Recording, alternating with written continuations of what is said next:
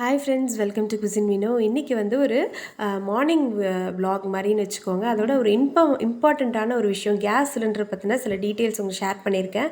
முக்கியமாக நம்ம பெண்கள் தெரிஞ்சுக்கக்கூடிய விஷயம்.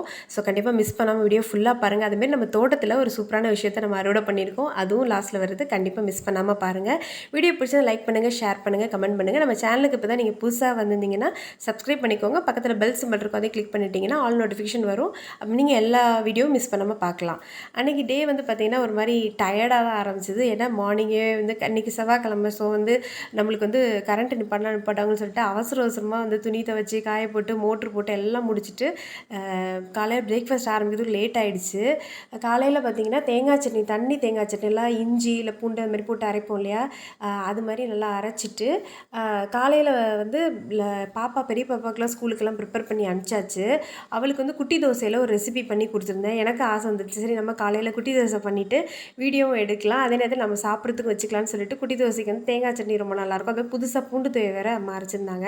ஸோ அதை வச்சு பண்ணலான்னு சொல்லிட்டு வீடியோ எடுத்துகிட்டு இருந்தோம். அதோட பழைய இட்லி இருந்தது. ஸோ அதையும் தாளிச்சிடலாம், நல்லா இஞ்சி, நல்லா பச்சை மிளகா, கருவேப்பிலை, கடுகு உளுத்தம்பருப்பு தாளித்து செய்வோம் இல்லையா, அந்த மாதிரி பண்ணலான்ட்டு. ஸோ அதுதான் காலையில் அவசரமாக ப்ரிப்பேர் பண்ணிகிட்டு இருந்தோம். ஆனாலும் காலையில் லஞ்ச் ரொம்பவே பிரேக்ஃபாஸ்ட் ரொம்ப லேட் ஆகிடுச்சு. இந்த குட்டி தோசையில் பார்த்திங்கன்னா நார்மலாக பொடி, பூண்டு துவையெல்லாம் போட்டு பெரட்டி ஊற வச்சுட்டு மதியானமாக சாப்பிட்டிங்கன்னா சூப்பராக இருக்கும். பட் அதுலேயே வந்து நிறைய வெஜிடபிள்ஸ்லாம் போட்டு பண்ணி பாருங்கள், செம்ம டேஸ்ட்டாக இருக்கும். நம்ம பிரியாணி மாதிரியும் பண்ணலாம், கொத்து தோசை மாதிரியும் பண்ணலாம். நிறைய ரெசிபிஸ் இருக்குது, நான் ஃப்யூச்சரில் ஷேர் பண்ணுறேன். கண்டிப்பாக குழந்தைங்களுக்கு வந்து லஞ்ச் பாக்ஸு கொடுத்துறதுக்கு ரொம்ப யூஸ்ஃபுல்லாக இருக்கும். அதுவும் இல்லாமல் சின்ன குழந்தைங்களுக்கு வந்து இந்த மாதிரி குட்டி குட்டியாக ஊற்றி கொடுக்கும்போது இன்ட்ரெஸ்ட்டாக சாப்பிடுவாங்க. லட்டுக்கு வந்து டிசைனாக ஊற்றி கொடுப்பேன், பூ தோசை, ஸ்டார் தோசை, அந்த மாதிரிலாம்.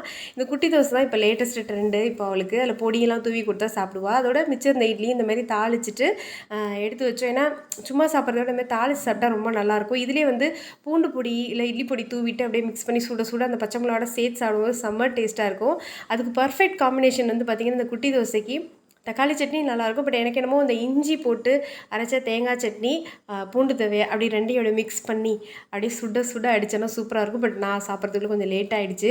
ஒரு பாதியை வந்து ஹாட் பேக்கில் இருந்துச்சு, ஒரு பாதியை வந்து வெளில வச்சிடலாம், ஆறி போச்சு. பட் இருந்தாலும் அந்த குட்டி தோசை அப்படி உள்ளே விட்டு அப்படி மிக்கி சாப்பிடணும், ரொம்பவே ஹாப்பியாக இருந்துச்சு. நிம்மதியாக சாப்பிட்டுட்டு இருக்கக்குள்ளவே என்ன ஆயிடுச்சுன்னா இந்த கேஸ் வந்து நின்று போச்சு. அப்போ தான் யோசிச்சேன், சரி இந்த கேஸ் நின்று போகும்போது நம்ம எப்படி அதை வந்து செக் பண்ணலாம், லீக்கேஜ் இருந்தால் எப்படி செக் பண்ணலாம், இந்த சிலிண்டர் பழசா புதுசாக எப்படின்றத எப்படி செக் பண்ணலாம் அப்படின்றத கூட ஷேர் பண்ணிக்கலாம், உங்களுக்கு யூஸ்ஃபுல்லாக இருக்கும் அப்படின்றனால இதை ஷேர் பண்ணியிருக்கேன். சிலிண்டர் தீர்ந்து போச்சு அப்படின்ட்டு நம்ம எடுத்து ரெகுலேட்டர் மாட்டும்போது ஒருவேளை நீங்கள் அந்த மேலே வந்து நீங்கள் கண்டிப்பாக எப்படியும் நீங்கள் சிலிண்டர் டெலிவரி பண்ணுறக்கிட்ட அந்த வாஷர்லாம் செக் பண்ணி தான் வாங்குவீங்க.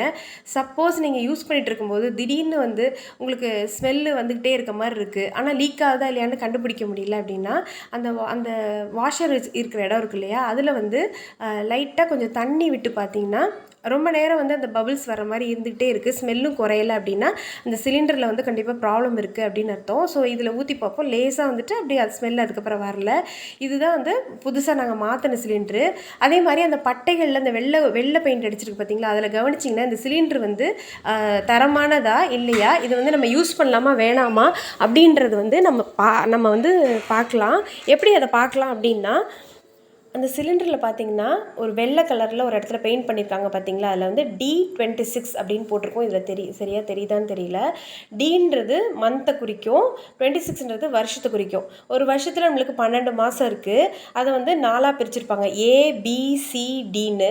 இந்த சிலிண்டர் வந்து D, அதாவது அக்டோபர், நவம்பர், டிசம்பர் சேர்ந்தது. ஏன்னா நம்ம ஜனவரி, பிப்ரவரி, மார்ச் அப்படின்னு நீங்கள் அது மாதிரி பிரிச்சுக்கலாம், 4ஆக பிரிச்சுக்கலாம். அப்போது அது வரைக்கும் இது வேலிடிட்டி இருக்குது. ஸோ நம்ம அதனால் பிரச்சனை கிடையாது. ஸோ இது இல்லாமல் தாண்டி இருக்குது, இல்லை பழைய இதாக இருக்குன்னா நீங்கள் கண்டிப்பாக நீங்கள் டெலிவரி பண்ணுறவங்கள கேட்கலாம், இல்லை உங்களுக்கு பிரச்சனையாக இருக்குன்னா நீங்கள் மாற்றி கொடுக்க சொல்லலாம். அதே மாதிரி இந்த மாதிரி சிலிண்டர் மாற்றிட்டு நீங்கள் செக் பண்ணி யூஸ் பண்ணி பார்க்கும்போது மறுபடியும் ஸ்மெல் இருந்தால் கூட நீங்கள் வந்து ஒரு தடவை 2 தடவை செக் பண்ணிட்டு யூஸ் பண்ணுங்கள். வீட்டில் இருக்கிறவங்க ஸ்மெல் அப்படி ஏதாவது வருதுன்னா உடனே வந்து ஜன்னல்லாம் நல்லா ஓப்பன் பண்ணிவிட்டு ஃப்ரீயாக விட்டுருங்க. சுவிட்சஸ்லாம் எதுவுமே உடனே போட்டுறாதீங்க. ஸோ டென்ஷன் ஆகாமல் நம்ம ஹேண்டில் பண்ணிக்கலாம், ஒன்றுமே பிரச்சனை இல்லை. அதே மாதிரி மாதிரி சிலிண்டர் வைக்கிற நம்ம அந்த கேபினெட் கடியிலலாம் வைக்கிறதே நல்லது. அப்படி வச்சுருந்தோன்னா நம்ம வந்து அது ஏர் சர்க்குலேஷன் இருக்கிற மாதிரி வச்சுக்கணும். அப்போ தான் ஸ்மெல் லீக் ஆனாலும் நம்மளுக்கு தெரியும். இதில் பார்த்தீங்கன்னா D28 போட்டிருக்கு பாருங்கள், அந்த பழைய சிலிண்டரு. D வந்து டிசம்பர், 28 வந்து பார்த்தீங்கன்னா வருஷத்தை குறிக்கிறது. இது மாட்டினது வந்து 26. ஸோ இதெல்லாம் கவனமாக வச்சுக்கோங்க. அதே மாதிரி நைட்டு எப்போயுமே சிலிண்டர் ஆஃப் பண்ணி வச்சுட்டு தூங்குங்க. அதேமாதிரி உங்கள் வீட்டில் ஃப்ரிட்ஜ் இருந்தது அப்படின்னா அதை வேறு இடத்துல வைக்கக்கூடிய சுச்சுவேஷன் இருக்குது, உங்களுக்கு வசதி இருக்குது அப்படின்னா நீங்கள் அதை தயவு செய்து வேறு ஒரு இடத்துல, அதாவது ஒரு டைனிங் ஏரியாலேயோ இல்லை வேறு இடத்துல வைக்கலாம். ஆனால் பெட்ரூமில் மட்டும் சிலிண்டரையோ ஃப்ரிட்ஜையோ வைக்காதீங்க. அது எப்போயுமே சேஃப்டி கிடையாது. 2 சிலிண்டரையும் ஒரே இடத்துல ஸ்டோர் பண்ணுறதையும் பண்ணாதீங்க. ஸோ இந்த இன்ஃபர்மேஷன் உங்களுக்கு ஓரளவு யூஸ்ஃபுல்லாக இருக்கும். ஆல்ரெடி பல பேருக்கு தெரிஞ்சிருக்கலாம், தெரியாதவங்களுக்கு யூஸ்ஃபுல்லாக இருக்கும் அப்படின்னு நம்புகிறேன். ஸோ சிலிண்டர் வாங்கும்போது நல்லா செக் பண்ணிகிட்டே வாங்குங்க. அப்புறம் நம்ம தோட்டத்தில் நான் சொன்ன மாதிரி என்ன பறிச்சோன்னா, பச்சை மிளகாய் நல்லா காய்ச்சி வந்தது, ஒரு 7-8 பச்சை மிளகா போல். அதேமாதிரி புதுசாக ஒரு பச்சை மிளகா செடியும் வந்துச்சு. மஞ்சள் கிழங்கு செடி கூட புதுசாக வந்திருக்கு. ஸோ ரொம்ப ரொம்ப ஹாப்பி. ஸோ இந்த வீடியோ உங்களுக்கு இது வரைக்கும் பார்த்த வரைக்கும் உங்களுக்கு யூஸ்ஃபுல்லாக இருந்துச்சுன்னு நினச்சிங்கன்னா நீங்கள் லைக் பண்ணுங்கள், ஷேர் பண்ணுங்கள், கமெண்ட் பண்ணுங்கள். தொடர்ந்து உங்கள் சப்போர்ட் கொடுங்க. நான் உங்களை இன்னொரு யூஸ்ஃபுல்லான ஒரு வீடியோவில் சந்திக்கிறேன். Bye friends.